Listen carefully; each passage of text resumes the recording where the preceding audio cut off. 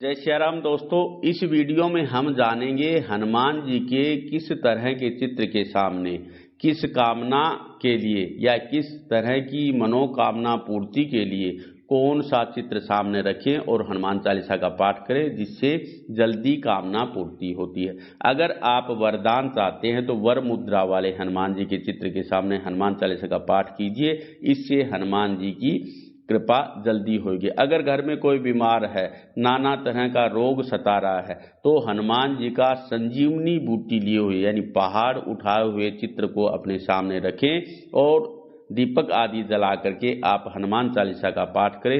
इससे रोग आदि जल्दी मुक्त होंगे, दवा काम करने लग जाएगी। अगर घर में नकारात्मक ऊर्जा है, आपस में एक दूसरे का बैर है, आपस में प्यार प्रेम नहीं है या एक दूसरे के विपरीत दिशा में घर के सदस्य जा रहे हैं, तो समझो आपके घर में वास्तु दोष है। वास्तु दोष को दूर करने के लिए आप पंचमुखी हनुमान का चित्र अपने घर में लगाएं। अगर आप वाद विवाद आदि में विजय चाहते हैं, कोर्ट कचहरी आदि मामले में विजय चाहते हैं, तो विजय पताका लिए हुए हनुमान जी का चित्र डाउनलोड करें, फ्रेम में जड़ाएं और हनुमान चालीसा का पाठ करें। अगर आप कुश्ती कबड्डी आदि खेलों में विजय प्राप्त करना चाहते हैं या कोई साहसिक कार्य करना चाहते हैं, तो बल प्राप्ति के लिए आप बलिष्ठ हनुमान जी का चित्र डाउनलोड करें और उसके सामने आप हनुमान चालीसा का पाठ करें। अगर आपके घर में नकारात्मक ऊर्जा है, भूत प्रेत आदि का वास हो गया है या भूत प्रेत आदि से आप पीड़ित है, कोई घर का सदस्य पीड़ित है, ओपरी पराई आदि का कोई आपके घर में ऐसा हो गया है, तो इस तरह का हनुमान जी का चित्र आप सामने रखें और हनुमान चालीसा का पाठ करें और जल का पात्र सामने रखें और जो भी रोगी हो उसको जल पिलाएं और जल वो उसके ऊपर छिड़क दे। इससे हनुमान जी की कृपा से सभी तरह के रोग शांत होते हैं। अगर आप तरक्की करना चाहते हैं या आप किसी से चाहते हैं, मित्रता करना चाहते हैं, तो आप हनुमान जी का राम लक्ष्मण कंधे पे उठाए हुए इस चित्र को सामने रखें और हनुमान चालीसा का पाठ करें। अगर भगवान श्री राम के प्रति आपका अगाध प्रेम और आप भगवान की भक्ति चाहते हैं, तो हनुमान जी का ये चित्र सामने रखिए और हनुमान चालीसा का पाठ कीजिए। अगर घर में बच्चे पढ़ने में मन नहीं लगाते या पढ़ाई में बच्चे मन नहीं लगाते या पढ़ाई में कमजोर हैं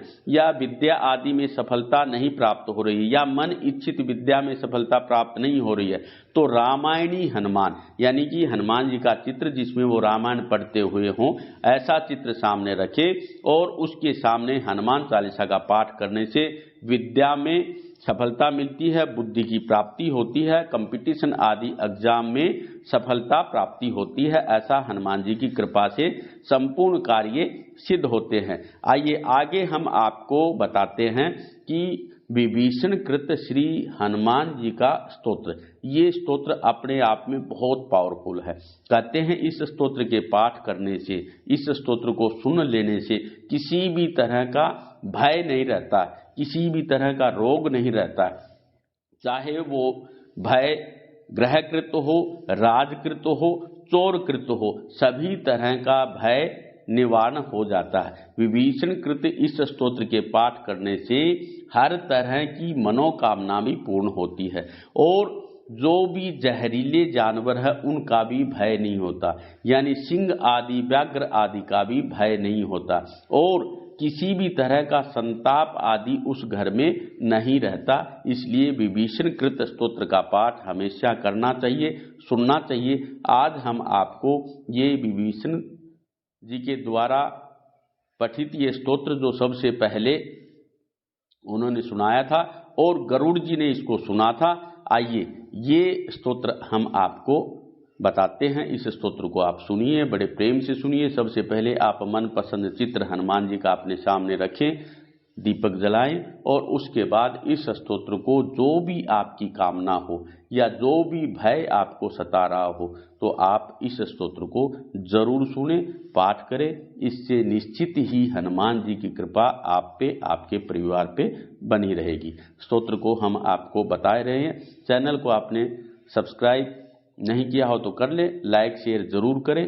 आइए विभीषण कृत श्री हनुमान स्तोत्र आपको बता रहे हैं। बहुत गूढ़ रहस्यात्मक स्तोत्र है ये और इसको बड़े ही सावधानी पूर्वक आप सुने और पाठ करें। जय श्री राम। ओम नमो हनुमते तुभ्यं नमो मारुतसूनवे नमः श्रीराम भक्ताय श्यामास्याय च ते नमः।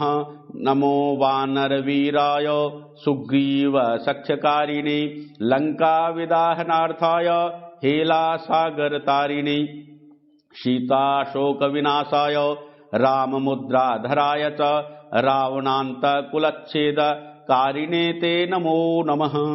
मेघनाद मखध्वंस कारिणे ते नमो नमः। अशोकवन विध्वंस कारिणे भयहारिणे वायुपुत्राय वीराय आकाशोदरगामिने वनपाल शिरच्छेद लंका प्रसाद भंजिने ज्वलत्कनकवर्णाय दीर्घालांगुलधारिणे सौमित्री जयदात्रे च रामदूताय ते नमः। अक्षस्य वधकर्त्रे च ब्रह्मपाश निवारिणे लक्ष्मणांक महाशक्ति घातक क्षत विनाशिने रक्षोघ्नाय रिपुघ्नाय भूतघ्नाय च ते नमः। ऋक्षवानरवीरोघ प्राणदाय नमो नमः। परसन्ने बलघ्नाय शस्त्रास्त्रघ्नाय ते नमः। विषघ्नाय द्विषघ्नाय ज्वरघ्नाय च ते नमः।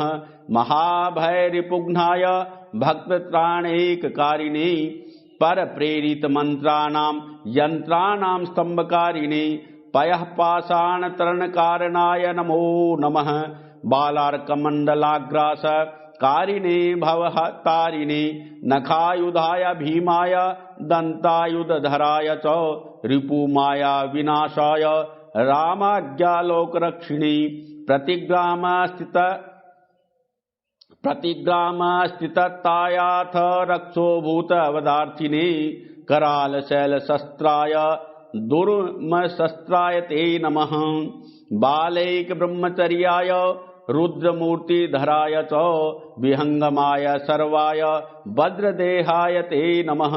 कौपीनवासये तुभ्यं रामभक्तिरताय च दक्षिणासभास्कराय शतचंद्रोदयात्मने कृताक्षतव्यघ्नाय सर्वक्लेशहराय च स्वाभ्याज्ञापार्थ संग्राम संख्ये संजयधारिणे भक्तांत दिव्यवादेषु संग्रामे जयदायिने किलकिला बुबुकोच्चार घोर शब्दकराय च सर्पाग्नि व्याधि स्तंभकारिणे वनचारिणे सदा वनफलाहार संतृप्ताय विशेषतः महार्णव शिलाबद्ध सेतुबंधाय ते नमः। वादे विवादे संग्रामे भये घोरे महावने सिंह व्याघ्रादि चोरेभ्य स्तोत्र पाठात् भयं नहि। दिव्य भूत भये व्याधो विशेष स्थावर जंगमे राजशस्त्र भये चोग्रे तथा ग्रह भये सुच जले सर्पे महावृष्टि दुर्भिक्षे प्राण संप्लवे पठेत स्तोत्रं प्रमुच्येत भयेभ्य सर्वतो नरः तस्य क्वापि भयं नास्ति हनुमत्स्तव पाठता सर्वदा वैत्रिकालं च पठनीयमिदं स्तवं सर्वान् कामान् माप्नोति नात्र कार्या विचारणा विभीषणं कृतं स्तोत्रं तौर्यक्षेण समुदीर्येतं ये पठस्यन्ति भक्त्या वै सिद्धस्तत्करे स्थितम्।